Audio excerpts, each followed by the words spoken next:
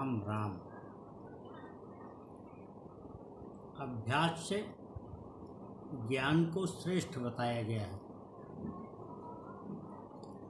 ज्ञान से श्रेष्ठ ध्यान है और ध्यान से भी श्रेष्ठ कर्म फल का त्याग है।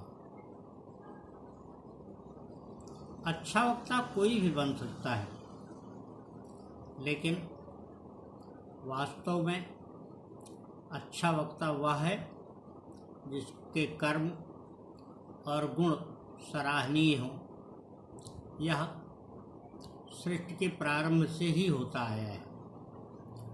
सनातन काल से ही महत्ता हमेशा उन लोगों को दी गई है जिन्होंने अपने श्रेष्ठ आचरण से दूसरों को प्रभावित किया। सृष्टि में जिसे नारी या यूँ कहें कि माँ कहा गया है, वह सृष्टि की प्रथम रचनाओं में है और वही आज तक सबसे सुंदर रचना है। एक माँ जब किसी शिशु को जन्म देती है तो शिशु छोटा हो, जब तक प्रारंभिक कुछ दिनों को छोड़ करके वह रोता नहीं, माँ को भी इस बात का कदाचित ही आभास होता है, एहसास होता है कि शिशु के उदर की पूर्ति की जानी चाहिए, उसकी भूख को शांत करने की व्यवस्था होनी चाहिए।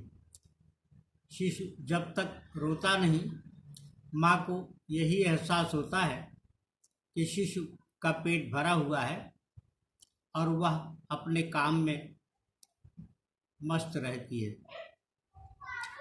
जीवन में कर्म और कर्तव्य का महत्व सर्वाधिक है, इसलिए भी कि कर्म और कर्तव्य के बगैर कोई भी मनुष्य अपने दायित्वों की पूर्ति नहीं कर सकता और दायित्वों की पूर्ति हर मनुष्य का धर्म बताया गया है। किंतु यह ध्यान रखा जाना चाहिए कि कर्म और कर्तव्य ही जीवन का अभिसार नहीं है। जीवन का अभिसार सुख, शांति और संतुष्टि में ही है। केवल कर्म और कर्तव्य ही जीवन को सुख, शांति और संतुष्टि नहीं दे पाते हैं। किंतु क्या कभी हमने इस बात को सोचा कि हमारे पिताजी, हमारी माँ हमारे बारे में जो सोचते थे, हम पूरी तरह से उसके अनुरूप हो पाए, या हमारी जो संतान है, जो हमारे पाल्य हैं, वो सब वैसे ही हैं जैसा हम चाहते हैं, फिर भी उनके प्रति दायित्वों की पूर्ति के लिए हम अपने कर्म कर्तव्यों का पालन करते हैं और निरंतर करते जाते हैं और इसी को कदाचित जीवन का लक्ष्य भी मान करके चलते हैं। इसमें बुरा कुछ भी नहीं है, यह भी प्रकृति की ही व्यवस्था है। प्रकृति ने एक दूसरे को इसी निमित्त बनाया है और इसी से संतति का प्रवाह होता आया है। माँ जिसे कहा गया, नारी, अबला या महिला, वह संतति या संतान के उपरांत उसके दायित्व की पूर्ति तब तक करती है जब तक कि वह स्वयं उसके लिए अपने को पाती है उस अवस्था में निरंतर करती जाती है, किंतु एक निश्चित समय के उपरांत वह भी बिना अपेक्षा के उससे कुछ आशाएं देखने लगती है। उसके मन में किरणें आशा की फूटने लगती हैं, उम्मीदों की फूटने लगती हैं, और उन्हीं के प्रकाश में वह उनका चित्र बनाती है। फिर भी बहुधा ऐसा होता है कि उसके आकल्पन के अनुसार उसकी संतान स्वरूप नहीं ले पाती है। उसके तमाम प्रयासों, तमाम प्रयत्नों के बावजूद वह स्वरूप नहीं ले पाती है।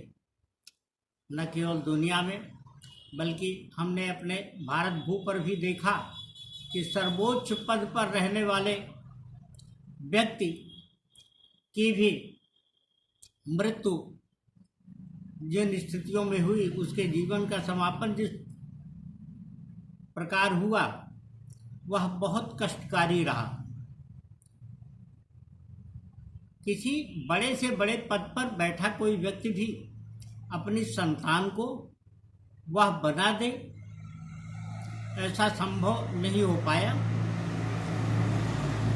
हम भारतीय परिवेश में, भारतीय समाज में या किसी भी क्षेत्र में देखें, वह उद्योग का क्षेत्र हो, राजनीति का क्षेत्र हो, व्यवसाय का क्षेत्र हो, धर्म कर्म का क्षेत्र हो, कभी ऐसा नहीं हुआ। पहले भी ऐसा हुआ है।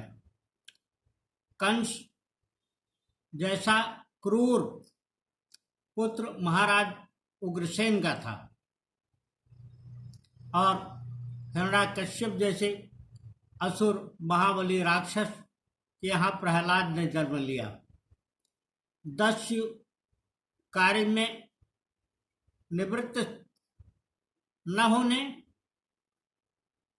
वाले, यानी उसमें प्रवृत्त रहने वाले वाल्मीकि बाद में महर्षि हुए, ऐसी भी सामाजिक मान्यता है।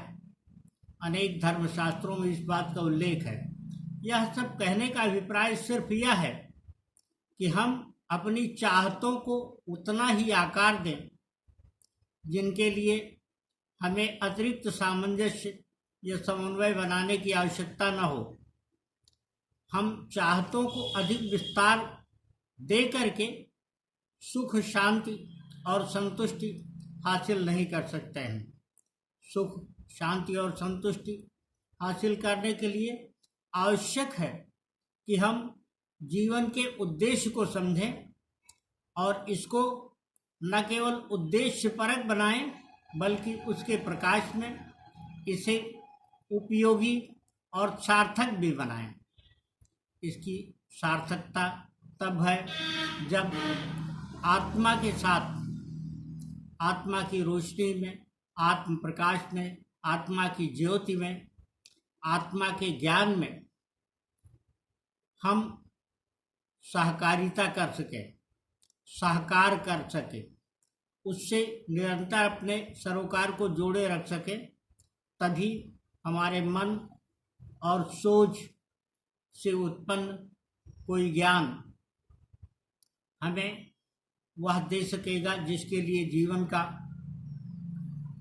सृजन हुआ, जीवन का विस्तार हुआ और जीवन कर्म पथ पर बढ़ रहा है।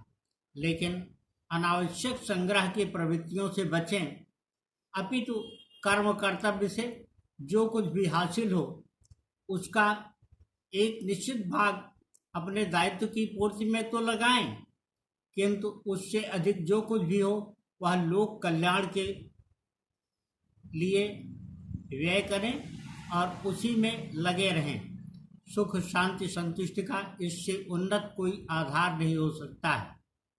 यह जानने की आवश्यकता अवश्य है कि, और हमने अपने जीवन में बहुत बार देखा है, लोगों को हम देखते हैं कि व्यक्ति जो कुछ भी अंतिम समय पर सुनिश्चित करता है, गोया वह किसी को वसीयत करता है, किसी के लिए वसीयत करके भी बहुत बार लोग यह सुनिश्चित नहीं कर पाते हैं कि उसने जो कुछ भी संग्रह किया, जिसके लिए जुटाया, जिसके लिए छोड़ा उसी के काम आया हो।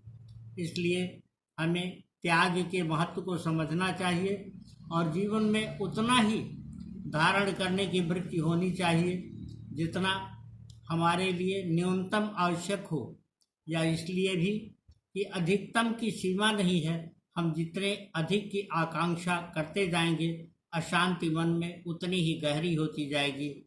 राम राम।